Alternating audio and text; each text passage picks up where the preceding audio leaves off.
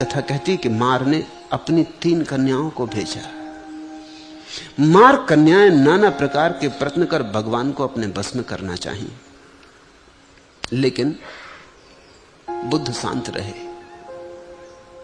उन्होंने हां हूं कुछ भी ना किया, वो सिर्फ देखते रहे जो हो रहा था। क्योंकि तुमने हां हूं किया कि फंसे। तुम अगर इंकार भी कर दो तो गए, तुम अगर डर भी जाओ, भयभीत हो जाओ, तुम चिल्लाने लगो कि मुझे बचाओ या भाग निकलो बाहर, तो तुम हार गए।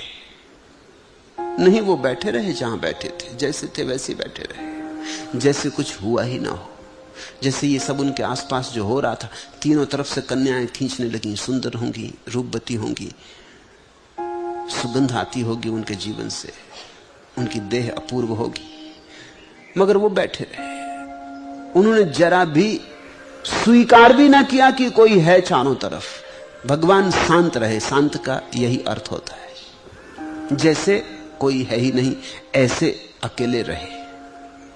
न मोहे न क्रोधे, 2 चीजों का ख्याल रखना है। दोनों में आदमी फंस जाता है।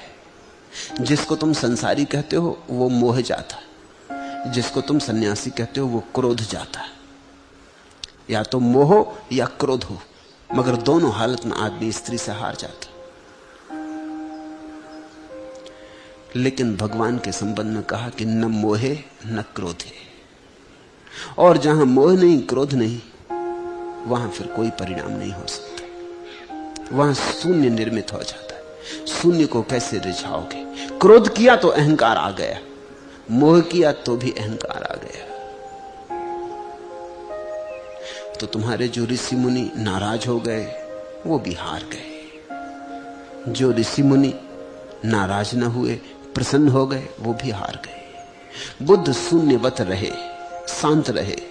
उन्होंने उपेक्षा रखी।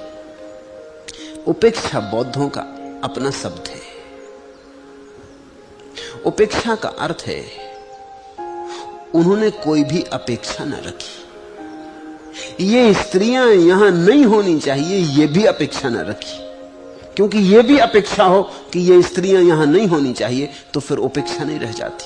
फिर तुम्हारे मन में संबंध जुड़ गया, फिर तुमने एक संबंध बना लिया कि नहीं होना था। जो नहीं होना था वो हुआ, तो धीरे धीरे रोष पैदा होगा, क्रोध पैदा होगा, नाराजगी पैदा होगी कि स्त्रियां ये क्यों कर रही हैं। उपेक्षा रखी, तटस्थ रहे। जैसे कोई किनारे पे बैठा नदी के, नदी बहती देखता रहता। नदी बहे, नदी से क्या लेना देना। तुम रास्ते के किनारे खड़े, राह चलती रहती, लोग आते जाते, अच्छे बुरे सुंदर कुरूप, तुम्हें क्या लेना देना, तुम राह के किनारे खड़े। ऐसे बुद्ध तटस्थ रहे, उन्होंने उपेक्षा रखी, और अंततः उन्होंने जितनी बात कही वो इतनी सी थी। उन्होंने कहा, हटो भी पागलो, क्या देखकर इतना प्रयत्न, इतना श्रम कर रही हो। बुद्ध ने अनूठी बात कही, कहा कि पागलो हटो भी। दया की, पागल का, नाराज ना हुए, न मोहे, अनुकंपा जतलाई। अनुकंपा के सामने काम वासना एकदम हार जाती। अनुकंपा जतलाई, कहा हटो पागलो, क्या देखकर इतनी मेहनत कर रही हो। यहां कुछ भी तो नहीं है, यह हड्डी मांस मज्जा सब सूख गई है। यहां भीतर भी कोई नहीं है। तुम किसके लिए यह नाच गान आयोजन कर रही हो? किसको रिझाना चाहती हो? जिसको रिझाती वो तो जा चुका है। क्या तुम्हें राग रहितों से कभी तुम्हारी कोई पहचान नहीं हुई? क्या तुम्हारे जीवन में कभी ऐसा मौका नहीं आया कि तुमने कोई वीतराग देखा हो? तो तुम देख लो,